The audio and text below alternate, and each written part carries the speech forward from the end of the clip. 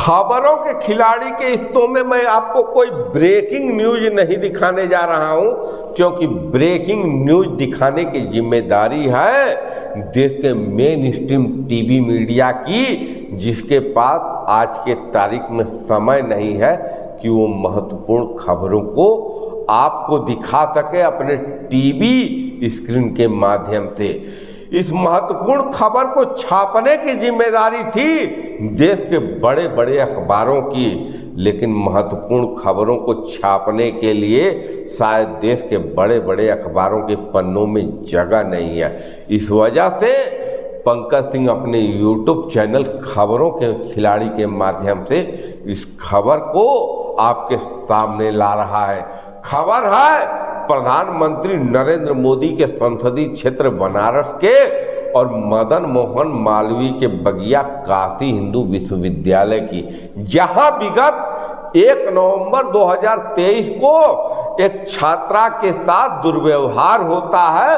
उस छात्रा को चंद मंचलों के द्वारा नग्न किया जाता है और नग्न अवस्था में उस छात्रा का फोटो लिया जाता है, वीडियो बनाया जाता है। इस कुकर्म को करने वाले अपराधी 30 दिसंबर 2023 को गिरफ्तार होते हैं, लेकिन देश के मेन स्ट्रीम टीवी चैनल के पास इतना समय नहीं है कि वो इस खबर को दिखा सके, और इस देश के बड़े बड़े अखबार के पन्नों में इतना जगह नहीं है कि वो इस खबर को छाप सके। इस खबर को छापना और दिखाना बहुत ही जरूरी है, क्योंकि ये कुकृत्य करने वाले, ये अपराध करने वाले कहीं न कहीं सत्तारूढ़ भारतीय जनता पार्टी के मुहरे हैं।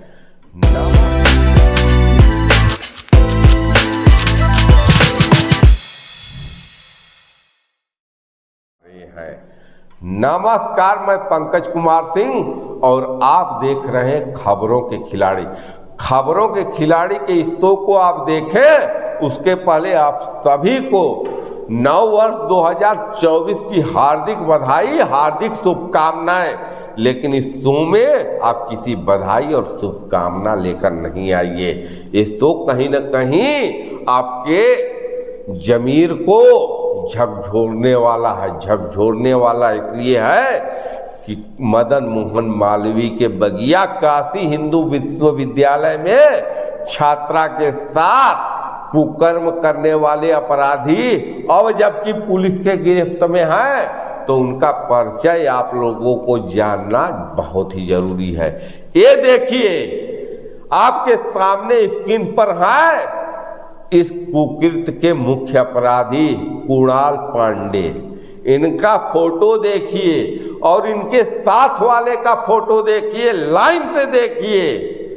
फोटो में आपको देखेंगे कुणाल पांडे के साथ उत्तर प्रदेश के मुख्यमंत्री योगी आदित्यनाथ। फोटो में दिखेंगे आपको कुणाल पांडे के साथ उत्तर प्रदेश के भूतपूर्व प्रदेश अध्यक्ष स्वतंत्र देव सिंह। इस फोटो में आपको दिखेंगे कुणाल पांडे के साथ भारत सरकार के भारी उद्योग मंत्री महेंद्र नाथ पांडे। इस फोटो में आपको दिखेंगे उत्तर प्रदेश के डिप्टी सीएम ब्रिजेश पाठक और उनके साथ दिखेंगे काशी हिंदू विश्वविद्यालय के बगिया के दुष्कर्मी कुणाल पांडे। इस फोटो में आपको दिखेंगे भारतीय जनता पार्टी के राष्ट्रीय अध्यक्ष जेपी नड्डा, उनके साथ दिखेगा कुणाल पांडे।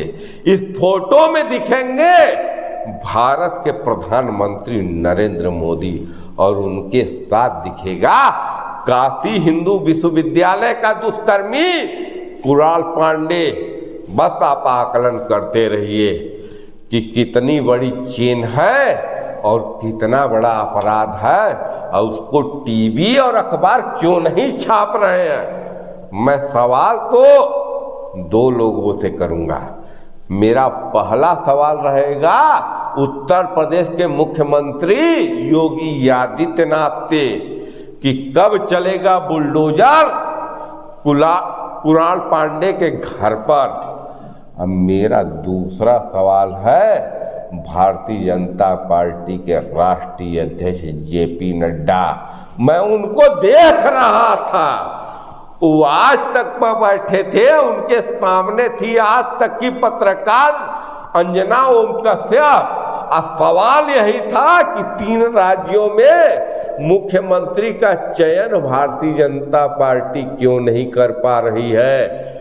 जवाब देते हुए कहे थे जेपी नड्डा कि ये भारतीय जनता पार्टी है, इसका संगठन इतना तेज है कि 3 घंटे में एक एक कार्यकर्ता की पूरी बायोग्राफी, पूरी हिस्ट्री अध्यक्ष जी के सामने आ जाती है। अध्यक्ष जी को मालूम हो जाता है कि कार्यकर्ता कितना भारतीय जनता पार्टी का है और कितना भारतीय जनता पार्टी का विरोधी है, और उस हिसाब से हम फैसला करते हैं कि मुख्यमंत्री कौन होगा। तो क्या जेपी नड्डा जी आप बताएंगे कि आपके साथ फोटो खिंचवाने वाला व्यक्ति कुणाल पांडे, इसकी बायोग्राफी आपको नहीं मालूम हुई? इसका पद भी मैं आपको बताने जा रहा हूं। इसका पद ये है कि बनारस के भारतीय जनता पार्टी के आईटी सेल का संयोजक है। अब भारतीय जनता पार्टी में आईटी सेल का कितना महत्व है ये हमसे ना पूछिए, ये पूछिए उन भारतीय जनता पार्टी के कार्यकर्ताओं से जो पिछले 40 साल से साइकिल लेकर गांव-गांव घूमे हैं और पिछड़ गए हैं और उन पर भारी हो गए हैं ये आईटी सेल वाले। अगर आपको नहीं मालूम है तो मैं आपको बता देता हूं कि अमित मालवीय को देखिए। पिछले 8 साल पहले तक जिनको कोई नहीं जानता था, वो अमित मालवीय आज भारतीय जनता पार्टी के आईटी सेल के लिए कितने महत्वपूर्ण है, इस पर आप दिमाग लगाइए। खैर, सवाल तो सब पर बनता है। सवाल टीवी पर भी बनता है, सवाल अखबार पर भी बनता है, सवाल भारतीय जनता पार्टी पर भी बनता है, सवाल बनता है उत्तर प्रदेश सरकार पर भी सवाल बनता है, योगी आदित्यनाथ पर भी सवाल बनता है, प्रधानमंत्री नरेंद्र मोदी पर। लेकिन प्रश्न यही उठता है कि सवाल पूछेगा कौन? अंजना ओम कश्यप पूछेंगी, रजत शर्मा पूछेंगे? सवाल पूछेगा कौन? सुधीर चौधरी पूछेंगे?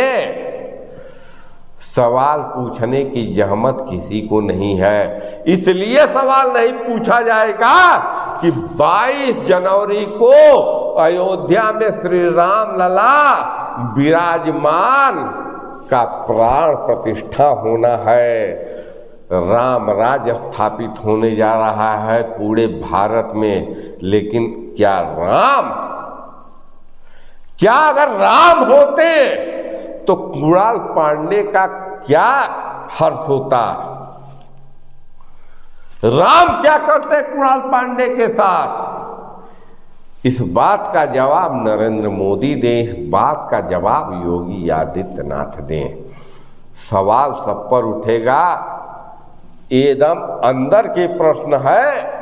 अब बहुत ही छोटा सा प्रश्न है, चर्चा तो इस बात पर भी होनी चाहिए। जेपी नड्डा जी, आप कहते थे कि भारतीय जनता पार्टी का राष्ट्रीय अध्यक्ष हूं मैं और मेरा संगठन और इतना तेज है कि मैं एक एक इंक्वायरी कर कर रखता हूं, एक एक कार्यकर्ता के विषय में 3 घंटे में जानकारी ले लेता हूं।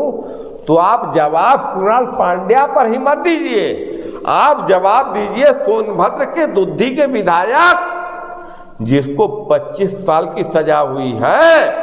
उसने एक नाबालिग के साथ दुष्कर्म किया था और उस दुष्कर्म के एवज में उसको 25 साल की सजा होती है। दुष्कर्म करता है 2014 में और 2022 में आप उसको टिकट देते हैं भारतीय जनता पार्टी का, वो विधायक भी बन जाता है भारतीय जनता पार्टी का। तो 14 से 22 के बीच में उसके कुकृत्य को आपका संगठन कैसे नहीं देख पाया? आप जात की राजनीति कर भी नहीं रहे हैं और आप जात की राजनीति पर टिकट भी दे रहे हैं। आप जात की राजनीति से दूर भी भाग रहे हैं और आप जात की राजनीति के हिसाब से मंत्रिमंडल का गठन भी कर रहे हैं।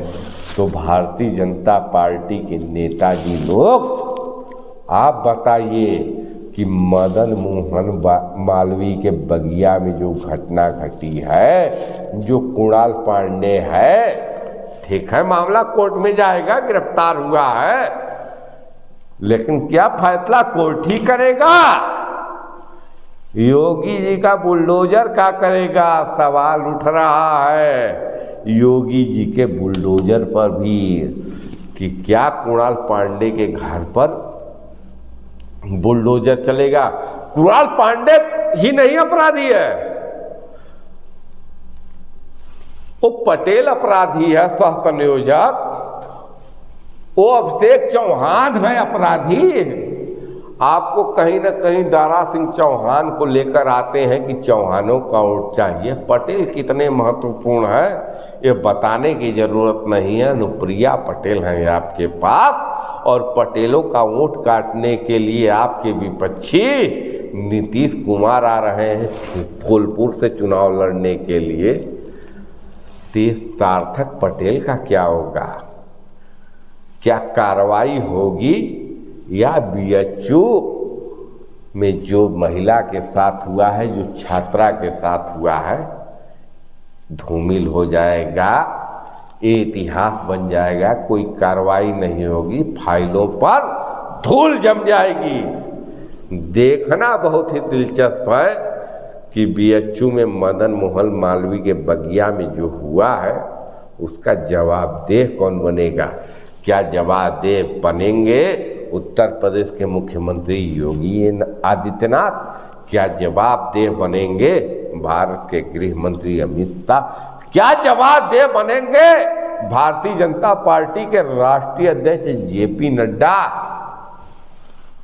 सवाल तो प्रधानमंत्री नरेंद्र मोदी पर भी बनता है कि आप राम राज्य की परिकल्पना कर 22 जनवरी को गर्भगृह में जाने वाले हैं श्री राम लला के प्राण प्रतिष्ठा के लिए, लेकिन क्या आपका कर्तव्य नहीं बनता है कि प्राण प्रतिष्ठा हो श्री राम लला का, उसके पहले बीएचयू के दोषियों को फास्ट ट्रैक कोर्ट बनाकर जेल भेज दिया जाए, फांसी पर लटका दिया जाए। और वैसे भी आप कानून बदल दिए हैं, आपका कानून आप प्रवर्तित कराइए, लेकिन न्याय होना चाहिए। मदन मोहन मालवीय के बगिया में जो हुआ है उस पर न्याय करिए प्रधानमंत्री जी, उस पर न्याय करिए योगी आदित्यनाथ जी। इतनी ही गुजारिश है, आप देखते रहिए खबरों के खिलाड़ी। खबरों के खिलाड़ी की टीम तनिक भी विचलित नहीं होगी, आपको सच का सच दिखाएगी और झूठ के पीछे कभी भागेगी नहीं। जय हिंद, जय भारत, नमस्कार।